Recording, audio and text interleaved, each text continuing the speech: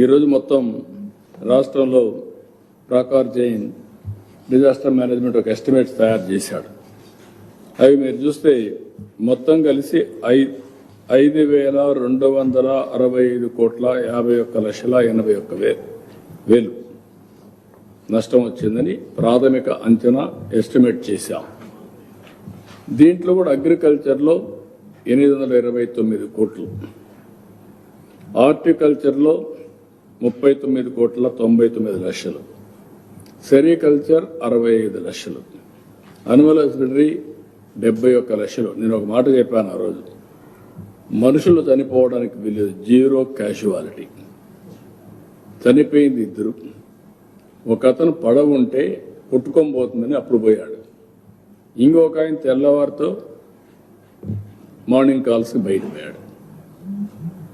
ఇప్పుడు అందరికీ ఎన్నోసార్లు చెప్తాను, ఇంట్లో ఉన్నాయి మీరు ఇంట్లోనే ఉండాలని. ఓసారి మన వాళ్ళు కూడా ఇచ్చిన మరుగుదొడ్డి కాపాడుకోవడం కానీ వాడుకోవడం కానీ లేకుండా పోయే పరిస్థితి వచ్చింది. మళ్ళీ అవన్నీ రీబిల్డ్ చేసే పరిస్థితికి వస్తున్నాం. అనిమల్స్ అయితే చాలా తక్కువ చనిపోయాయి, 120, 110 ఆ ప్రాంతాల్లో చనిపోయినాయి.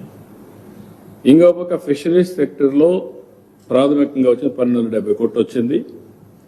మున్సిపల్ అడ్మినిస్ట్రేషన్ 109 కోట్లు, హౌసింగ్ 5,53,00,000, R&B హెవీ లాస్.